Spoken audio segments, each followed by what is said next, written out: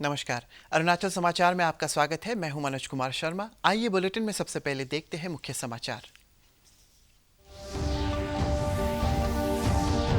केंद्रीय गृह मंत्री अमित शाह ने जोर देकर कहा, भारत कोविड-19 और पूर्वी लद्दाख में चीन के साथ वास्तविक नियंत्रण रेखा पर जारी गतिरोध पर प्राप्त करेगा विजय। कहा, सरकार 1962 के युद्ध से लेकर अब तक किसी भी घटना पर संसद में व्यापक बहस करने के लिए तैयार।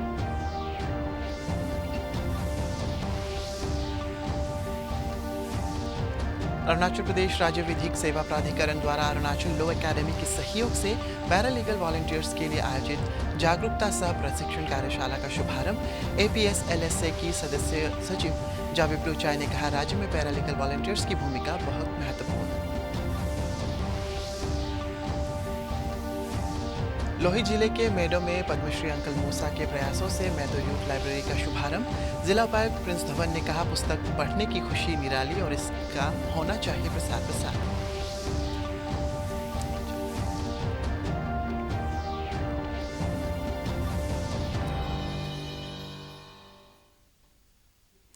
केंद्रीय गृह मंत्री अमित शाह ने जोर देकर कहा कि भारत कोविड-19 और पूर्वी लद्दाख में चीन के साथ वास्तविक नियंत्रण रेखा पर जारी गतिरोध पर विजय प्राप्त करेगा।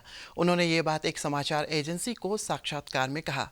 भारत द्वारा इन दोनों मुद्दों का सामना एक साथ करने के बारे में पूछे गए सवाल पर केंद्रीय गृह मंत्री ने कहा कि देश इन चुनौतियों का सामना कर सकता है और समाधान भी।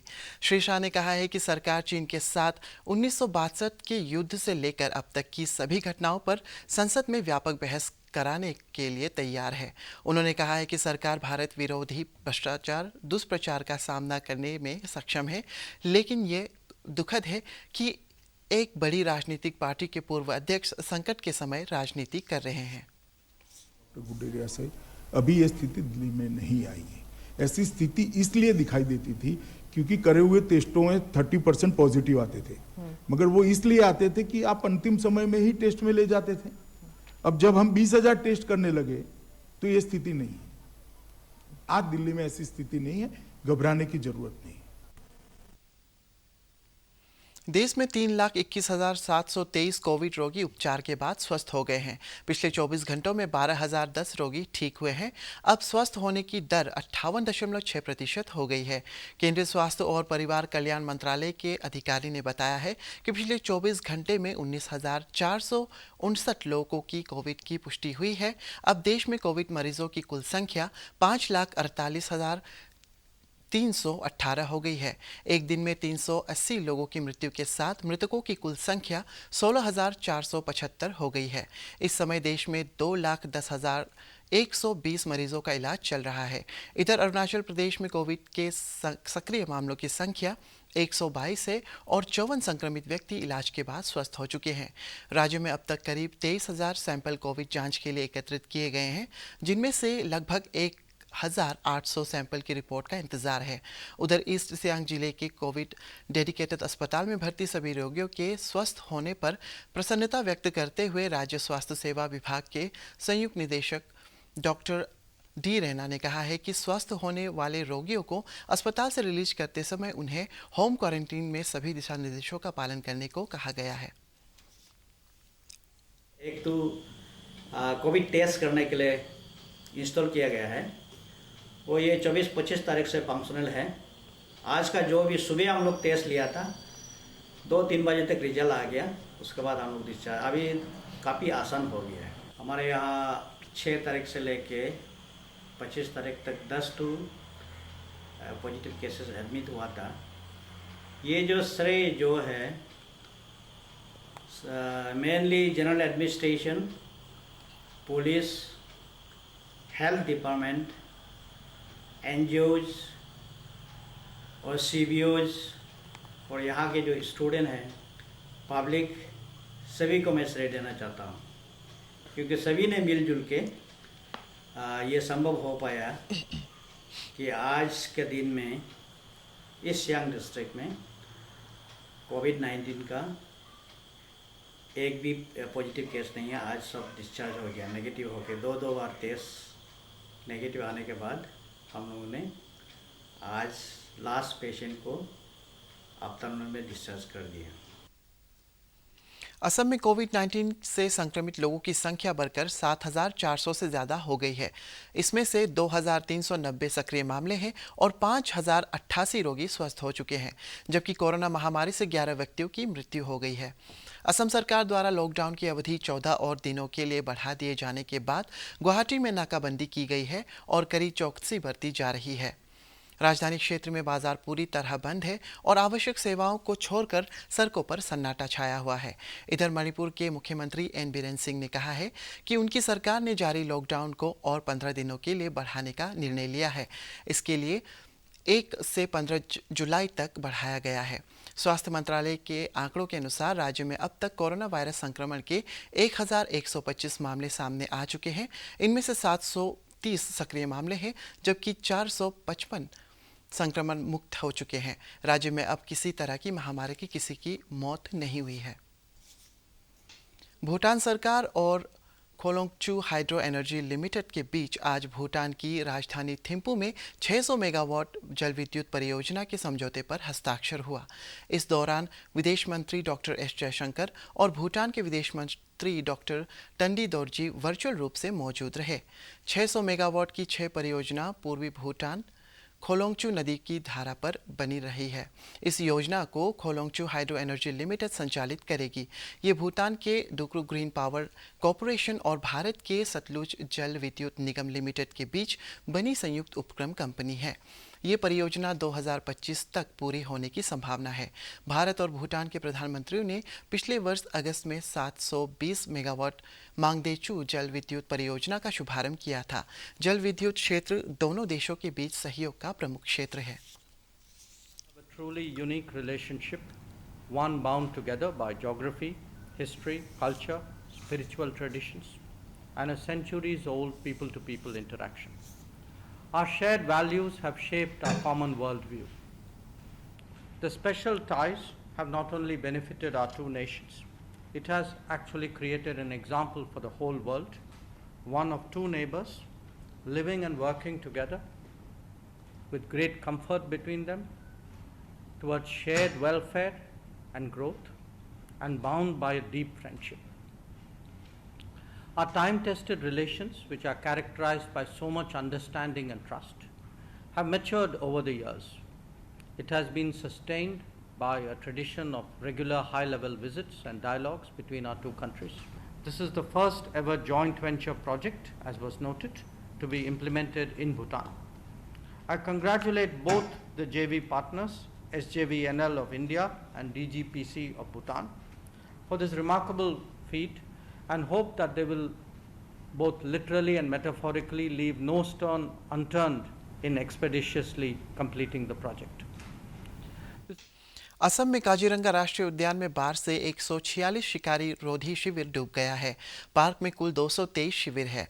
उद्यान अधिकारियों ने बताया है कि 5 जंगली जानवरों को बचा लिया गया है, जबकि सड़क पार करते समय वाहन की चपेट में आने से 3 हिरणों की मौत हो गई है। राज्य के कई राष्ट्रीय उद्यानों और वन्य जीव अभयारण्यों में भी बाढ़ का पानी घुस गया है। इस बीच 22 जिलों में 9,68,000 लोग बाढ़ की चपेट में हैं। लगभग 29,000 लोगों को राहत शिविर में रखा गया है। यहाँ में बारिश तो बहुत आ रहा है, क्योंकि हम लोग का टेंशन हो रहा है। अभी हम लोग का जो नदी का लेवल, हम लोग का रास्ता का लेवल से बहुत ऊपर में है। तो अभी गार्डवाल में थोड़ा बहुत शेड निकला है, वहाँ पे थोड़ा आगे में आप देखा है शायद, तो वहाँ पे अभी वॉल थोड़ा क्रैक हो गया, तो इसलिए हम लोग थोड़ा डर रहा है जे अगर वॉल टूट गया तो हम लोग का एरिया पूरा फ्लड के तरफ से पूरा सागर बन जाएगा। As a citizen of Dibrugarh, yeah, I must say it is very unfortunate that the people have been facing this waterlogging problem for the last several years. And Dibrugarh is the hometown of Chief Minister Sarbananda Sonowal. So we expect better performance from him in solving this waterlogging issue. Arunachal Pradesh राज्य विधिक सेवा प्राधिकरण APSLSA द्वारा Arunachal law academy के सहयोग से paralegal volunteers के लिए आयोजित 2 दिवसीय जागरूकता और प्रशिक्षण कार्यशाला आज से शुरू हुई। ऑनलाइन कार्यशाला का उद्घाटन करते हुए APSLSA की सदस्य सचिव जावेप्लू चाय ने कहा है कि अरुणाचल प्रदेश जैसे राज्य में जहां बहुत से लोग कानूनी संस्थाओं तक नहीं पहुंच सकते हैं, वहां पैरालीगल वॉलंटियर्स की भूमिका बहुत महत्वपूर्ण है।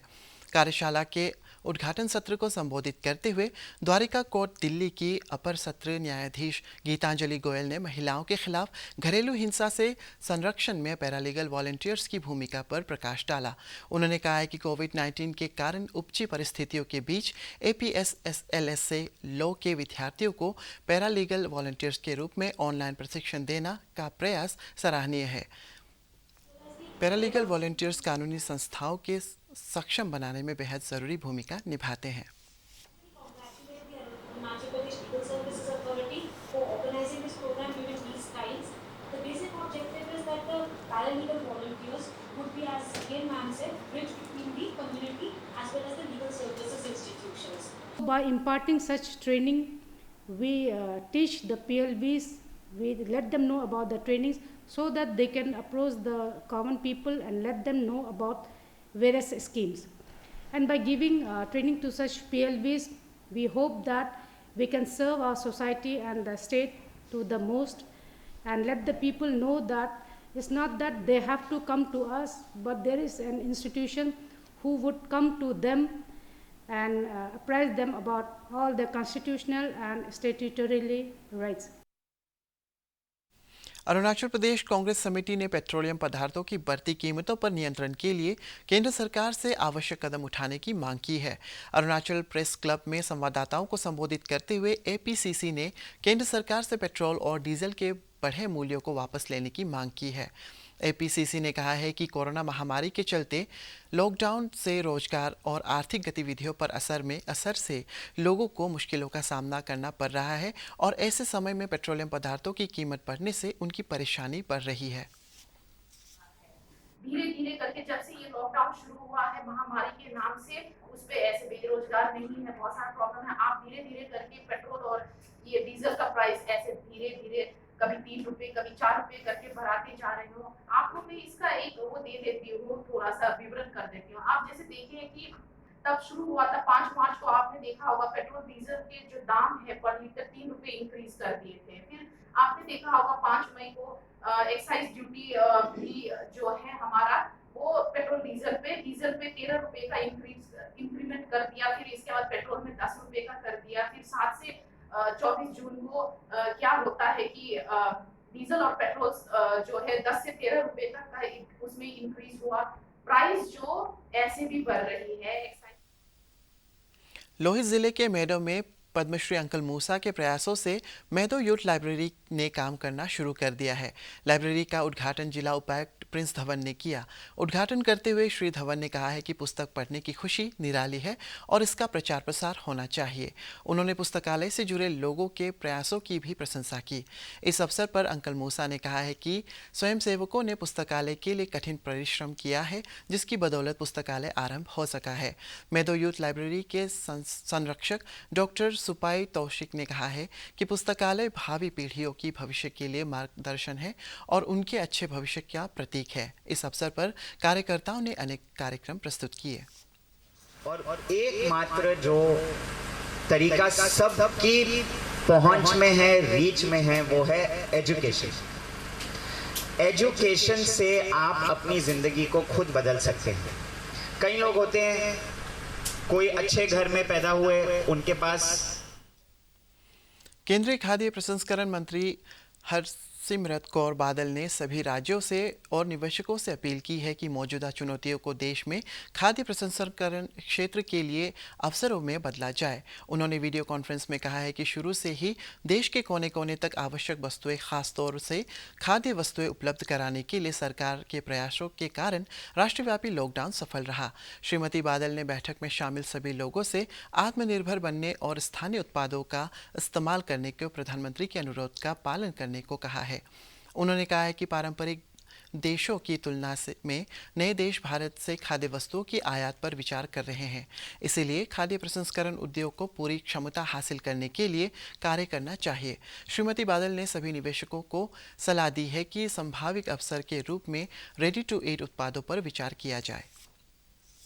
घी मक्खन बनाना चाहता है, कोई दूध की फैक्ट्री में या किसी और फैक्ट्री में काम करना चाहता है, तो आपको वो सारी ट्रेनिंग दी जाएंगी जैसे आप किसी भी फूड प्रोसेसिंग इंडस्ट्री में आप एडजस्ट हो सकते हैं।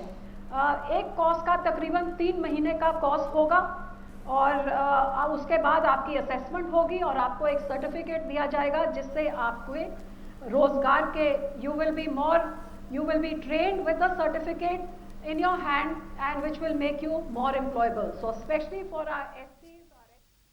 अरुणाचल समाचार के आज के अंक में इतना ही। हम कल फिर हाजिर होंगे अरुणाचल और देश और दुनिया की खबरों के साथ। आप देखते रहिए अरुण प्रभा। नमस्कार।